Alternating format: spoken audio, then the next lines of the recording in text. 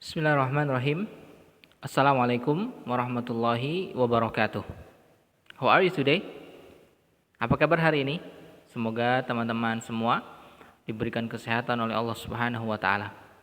Sebelum kita mulai pembelajaran, teman-teman, mari kita meminta kepada Allah Subhanahu wa taala, berdoa kepada Allah agar kita ditambahkan ilmu yang bermanfaat. Doanya dari hadis ya. Kita baca, Allahumma inni as'aluka ilman nafi'a wa rizqan thayyiba wa amalan mutaqabbala. Ya Allah, berikan kepada kami ilmu yang bermanfaat, rizki yang halal, rizki yang baik, dan amalan yang diterima. Amin ya rabbal alamin. Teman-teman, kelas 7 ya. Pada hari ini kita akan belajar akidah, materi kelima ya, yaitu tentang pilar ibadah ya. Ini bab lanjutan ya, bab kedua ya di materi akidah di buku paket. Setelah di bab pertama kita belajar tentang iman kepada malaikat, Oke, kita sudah selesai dan kita lanjut ke bab selanjutnya, yaitu adalah tentang pilar ibadah. Ya, pilar ibadah ini terbagi dalam dua bagian, ada bagian satu dan bagian kedua ya. Kita hari ini akan membahas tentang pilar ibadah bagian 1 tentang khauf dan mahabbah. Karena ada 3 ya, ada 3 jenis, ada khauf, ada mahabbah, dan ada roja ya. Tapi pada hari ini kita akan bahas tentang khauf dan mahabbah. Untuk rojanya insyaallah di pertemuan selanjutnya. Oke teman-teman, kita lanjut saja. Ini sebagai pengantar ya teman-teman sekalian. Ibadah kita kepada Allah Subhanahu wa taala, apapun jenis ibadah kita, maka harus ditujukan kepada Allah dan tidak boleh ditujukan kepada selain Allah. Jadi ibadah kita hanya untuk Allah. Makanya dalam sholat kita, salah satu doa iftitah yang diajarkan oleh Nabi sallallahu alaihi wasallam dari Jabir bin Abdullah, kata Nabi sallallahu alaihi wasallam, inna salati, sesungguhnya salatku, wa nusuki, ibadahku, wa mahyaya wa mamati, hidupku dan matiku, lillahi rabbil alamin, hanya untuk Allah saja. Ya, enggak boleh kita ibadah kepada selain Allah, dosa. Walaupun kita beribadah kepada selain Allah, ibadah kepada Allah terus ditambah dengan ibadah kepada selain Allah, itu enggak boleh. Misalkan kita sholat, ya, kita sholat tapi juga kita berbuat kesyirikan. Mungkin kita masih sesajen, ya kan, atau masih percaya dukun, ramalan bintang, itu juga enggak boleh. Syirik namanya, ya. Makanya ibadah, apapun ibadahnya harus ya ditujukan kepada Allah Subhanahu wa taala. La ilaha illallah, tiada Tuhan yang berhak diibadahi dengan benar kecuali Allah. Hanya Allah saja. Ya, tidak boleh kepada yang lain. Oke, kita lanjutkan. Bahasan kita pada hari ini adalah tentang pilar ibadah. Apa sih pilar ibadah itu ya? Nah, ini yang akan kita bahas. Ya. Kita mungkin baru dengar nih pilar ibadah, ya kan? Oke, kita lanjutkan. Kita definisikan dua kata ini teman-teman sekalian. Ya. Sebelum kita masuk kepada jenis-jenis pilar ibadah yang tadi Mister sebutkan, ada 3 pilar ibadah itu, ada khauf, ada mahabbah, dan ada roja. Nah, kita bahas dulu apa sih pilar ibadah itu, karena di buku nggak ada ya. Teman-teman nanti kalau lihat buku tidak ada pengertian pilar ibadah itu apa. Makanya Mister jelasin. Pilar ibadah ada 2 kata, yang ada pilar dan ibadah. Baru kita akan bisa kesimpulan di situ. Pilar artinya adalah, ini Mister ambil dari Kamus Besar Bahasa Indonesia ya. Yaitu adalah tiang penguat, dasar yang pokok atau rukun, ini katanya. Ya, kata pilar itu ada 3 makna ini, yang semacam dengan ini. Ada tiang penguat, ada dasar yang pokok atau rukun. Ya. 3 kata ini sebenarnya sama maknanya, ya, dasar. Makanya kalau dalam Pancasila 5 dasar ya. Panca dan sila kan gitu. Sila artinya dasar. Sama, pilar pun sama, dasar. Pilar-pilar ibadah, dasar-dasar ibadah. Nah, apa sih yang dimaksud dengan ibadah?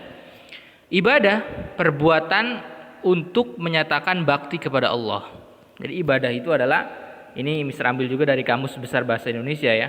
Jadi ibadah adalah bakti kepada Allah Subhanahu wa taala yang didasari ketaatan untuk mengerjakan perintahnya dan menjauhi larangannya. Itu ibadah. Kalau menurut para ulama, ibadah itu adalah kata yang mencakup perbuatan dan perkataan baik yang lahir ataupun yang batin yang dicintai oleh Allah Subhanahu wa taala. Ya, kata kita, perbuatan kita yang dicintai oleh Allah itu ibadah. Misalkan kita berbuat baik itu ibadah. Kita bersedekah itu ibadah. Salat beribadah, membantu orang tua beribadah, zakat, haji dan sebagainya ibadah. Ya, jadi ibadah itu secara singkatnya adalah ketaatan kepada Allah Subhanahu wa taala. Lawannya apa? Maksiat, kan gitu. Nah, teman-teman sekalian, dari dua kata ini kita simpulkan apa sih pilar ibadah itu? Nah, kita simpulkan pilar ibadah adalah tiang penguat atau rukun yang membuat ibadah itu semakin kokoh dan kuat. Jadi ibadah itu, ya, kan ibadah ada ibadah lisan, ada ibadah badan, ada ibadah hati, kan gitu. Nah, ini yang menguatkan ibadah ini, pilar ibadah ini. Ya, ibadah kita biar kuat, biar kokoh, tidak mudah runtuh, ya, harus ada pilar ibadah ini. Sama seperti rumah, bangunan, pilarnya apa? Pondasi, kan gitu. Kalau pondasinya kuat, bangunan aman. Ya kan? Pondasinya rapuh, bangunan runtuh, kan gitu. Pondasi itu yang ada di bawah, paling bawah, itu namanya pondasi. Nanti teman-teman lihat di rumahnya ada pondasinya itu. Kalau nggak ada pondasinya, runtuh, rapuh, ya kan? Bakalan runtuh. Begitu juga ibadah kita, ketika tidak ada pilar ini, maka ibadah kita cepat runtuh, bahkan cepat rapuh. Ya, naudzubillah, ya kan? Nah, kita berlindung kepada Allah. Makanya kita harus tahu nih, yang menguatkan ibadah kita ini ada 3 ini nanti ya. Oke, kita lanjutkan. Nah, teman-teman, pilar ibadah itu ya disebut juga oleh para ulama namanya rukun ibadah. Rukun ibadah. Rukun ibadah itu disebutnya pilar ibadah. Pilar ibadah disebutnya rukun ibadah. Jadi nanti kalau disebut rukun ibadah ada berapa? Nah, ini namanya pilar ibadah. Pilar ibadah ada berapa? Ya berarti rukun ibadah. Gitu ya. Nah, rukun ibadah ada 3, arkanul ibadah ada 3. Ya, rukun ibadah ada 3. Yang pertama khauf, yang tadi bisa sudah jelaskan. Yang kedua mahabbah. Yang ketiga ada roja. Al khauf, al mahabbah dan ar roja. 3 ini namanya arkanul ibadah, rukun-rukun ibadah. Kalau rukun Islam ada 5, rukun iman ada 6, rukun ibadah ada 3. Khauf, mahabbah dan roja. Seperti itu ya teman-teman. Nah, pada hari ini kita bahas 2 dulu ya, karena kita di video partnya terlalu panjang. Kita bahas khauf dan mahabbah. Adapun roja di pertemuan selanjutnya insyaallah taala. Baik, kita lanjutkan. Pembahasan yang pertama ya. Apa yang dimaksud dengan khauf? Ini pembahasan pertama.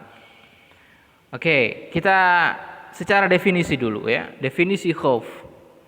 Secara bahasa dan istilah. Makanya kalau definisi harus ada 2 ini, secara bahasa dan istilah.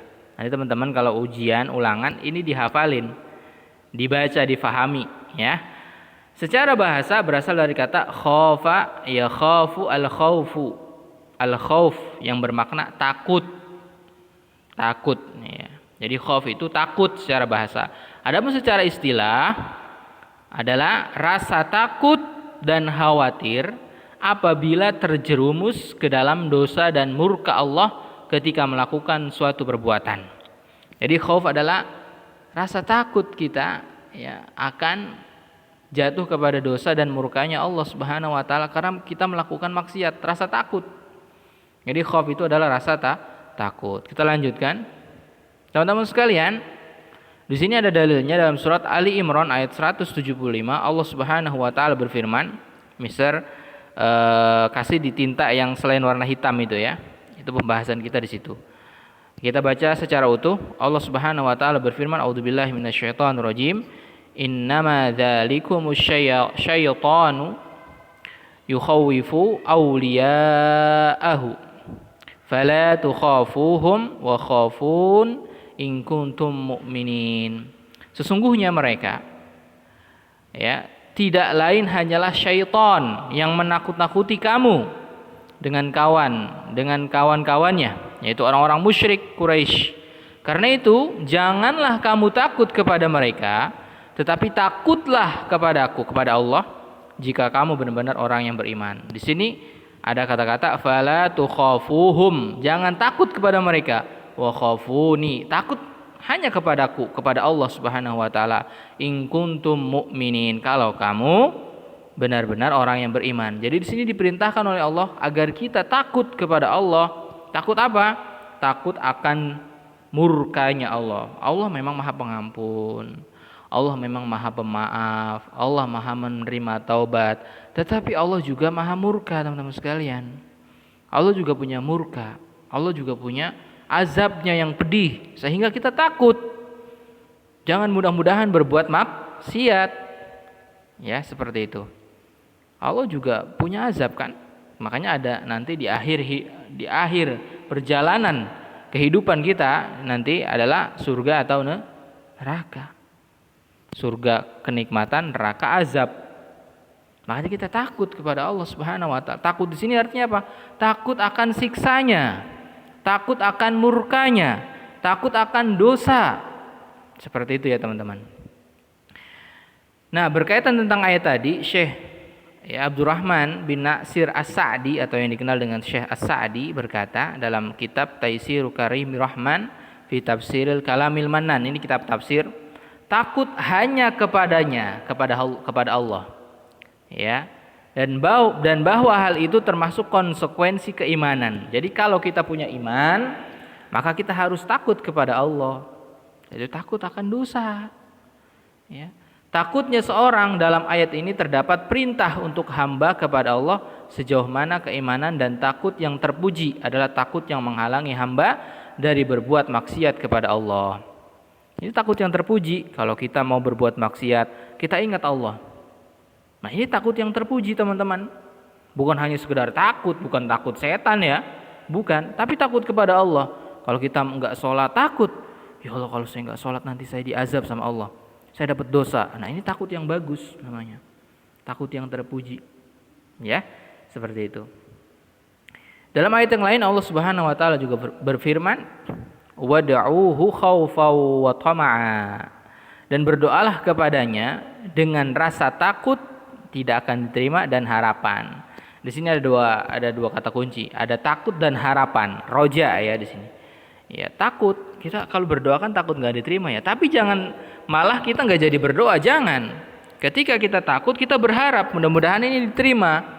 Karena Allah Subhanahu wa taala berfirman, ya, "Wa idza sa'alaka ibadi anni fa inni qarib ujibu da'watad da'i idza da'ani." Wahai Muhammad, kalau umatku bertanya di mana aku berada, katakan aku dekat. Aku mengabulkan semua doa jika mereka berdoa kepadaku. Jadi kita berdoa nih, ya Allah saya ingin ini, ingin itu. Kita takut kan, takut nggak diterima sama Allah kan. Tetapi jangan sampai kita nggak berdoa, terus berdoa kepada Allah, karena pasti dikabulkan. Karena pasti dikabulkan. Takut kita kepada Allah. Takut tidak diterima kan, takut dosa. Tapi jangan berarti kita jadi stagnan, jadi malas-malasan. Tidak, malas tambah semangat harusnya. Karena Allah itu adalah zat yang tidak pernah mengingkari janji. Allah kan menjanjikan, ud'uni astajib lakum. Doalah kepadaku, pasti akan aku kabulkan. Pasti kata Allah Subhanahu wa taala. Ya, makanya ketika berdoa teman-teman harus yakin, ya Allah saya ingin ini, ingin itu, ingin ini, ingin itu. Insya Allah dikabulkan. Ya, tapi rasa takut kan ada kan? Rasa takut dalam hati itu pasti ada. Tidak diterima lah, apalah. Tapi jangan menjadikan hal tersebut penghalang untuk kita berdoa kepada Allah. Kita lanjutkan. Kembali ya tentang ayat tadi, Syekh Abdurrahman bin Nasir As-Sa'di juga mengatakan berdasarkan ayat ini seorang yang berdoa hendaknya tidak merasa ujub dengan dirinya, tidak merasa sombong. Wah, saya udah rajin ibadah, saya udah rajin sholat, rajin sodako, pasti diterima. Jangan begitu, ya, jangan begitu. Menempatkan dirinya melebihi kedudukannya dan berdoa dengan hati yang lalai dan lagi lengah. Makanya kalau kita berdoa, hati kita jangan lalai, hati kita jangan lengah. Dalam artian sombong tadi, pasti doa saya dikabulkan. Iya, tetapi kalau kita ujub, kita bangga diri, sombong dalam hati kita, Allah tidak mengabulkannya. Ya, makanya hati kita benar-benar bersih ketika berdoa. Ingin apapun, minta kepada Allah dengan hati yang bersih, dengan jiwa yang tenang, jangan sombong walaupun ibadah kita banyak, ya kan? Apalagi ibadah kita sedikit, jangan sombong ya. Udah sedikit sombong lagi ya. Jangan, banyak ataupun sedikit jangan sombong. Anggap kita tidak punya ibadah sedikit pun kepada Allah, jarang ibadah, malu kepada Allah. Tapi jangan sampai kita nggak berdoa kepada Allah, sombong kalau kita nggak mau berdoa, ya. Oke teman-teman sekalian, kita lanjutkan. Manusia pada umumnya menyangka bahwa rasa takut adalah sifat negatif. Memang kita takut tampil, ya kan. Misalkan fulan maju, kata gurunya, dia enggak, saya takut. Ini namanya takut yang tercela. Nah, tapi dalam Islam, teman-teman, ya, akan tetapi Islam mendidik umatnya agar memelihara sifat ini. Sifat takut dipelihara, teman-teman. Sifat takut yang seperti apa? Yaitu takut akan murka Allah apabila sampai melakukan perbuatan-perbuatan yang dilarangnya. Jadi kalau kita melakukan perbuatan, kita pikir-pikir dulu, ini perbuatan ini dicintai atau dimurkai. Kalau dimurkai, kita takut akan azab Allah Subhanahu wa taala. Ya, teman-teman sekalian. Makanya pilar ibadah yang pertama adalah rasa takut kepada Allah Subhanahu wa taala. Yaitu takut akan murkanya Allah. Semisal ya, kita joget-joget. Nah, itu perbuatan baik atau perbuatan buruk itu? Ada perempuan joget-joget depan rumah gitu kan, setel musik kencang. Itu perbuatan baik atau buruk? Kita bisa menimbangnya sendiri kan, oh itu buruk. Nah, itu akan mendatangkan murkanya Allah Subhanahu wa taala. Teman-teman pernah lihat ada band ya. Mereka lagi konser di pinggir laut itu. Ya. Habis itu diterjang tsunami itu kan. Nah, mereka enggak takut akan azabnya Allah Subhanahu wa taala. Azab Allah itu dekat. Makanya jangan sampai kita mengundang azabnya Allah, takut kita kepada Allah Subhanahu wa taala ya. Oke, ini rasa takut ini bagus, yaitu takut kepada Allah, dalam hal ini takut akan murkanya Allah. Ya jangan takut, kata Mr. Febri, rasa takut itu bagus. Ya udah, saya nggak mau maju kalau ada penampilan, kalau ada pelajaran saya diam-diam aja. Bukan. Kalau lagi belajar memang harus berani. Ini takut di sini adalah takut akan azabnya Allah. Oke, kita lanjut. Di antara orang-orang yang paling takut kepada Allah adalah para ulama. Orang-orang yang berilmu. Ulama itu orang-orang yang berilmu. Kalau kita memiliki ilmu, maka kita semakin takut kepada Allah, semakin tahu kepada Allah, semakin kenal kepada Allah. Ya kan? Makanya Allah Subhanahu wa taala berfirman dalam surat Fatir ayat 28, "Innama yakhsyallaha min ibadihil ulama." Sesungguhnya yang takut kepada Allah di antara hamba-hambanya hanyalah para ulama, yaitu orang-orang yang berilmu. Mereka ngerti kalau saya bermaksiat saya dapat azab, kalau saya berbuat keburukan saya akan ditimpakan murkanya Allah, dilaknat Allah. Kenapa banyak orang yang bermaksiat? Karena mereka nggak tahu, karena mereka pura-pura tidak tahu. Makanya kita pupuk rasa takut kita kepada Allah. Coba deh teman-teman, kalau sudah terdengar suara azan, hayya 'alas shalah, kita main HP aja kan, rasa takut kita hilang. Tapi kalau kita hayya 'alas shalah, lagi main HP nih, wah matiin dulu deh, saya harus sholat. Kenapa? Kalau saya nggak sholat, saya dapat murkanya Allah.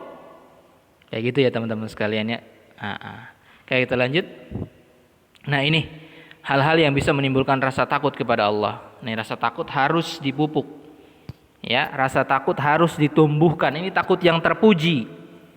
Yang bisa ulangi lagi, takut kepada Allah, yaitu takut akan murkanya Allah, adalah sesuatu yang terpuji, sesuatu yang mendapatkan pahala. Ya, kenapa? Karena dengan rasa takut ini kita semakin taat kepada Allah Subhanahu wa taala.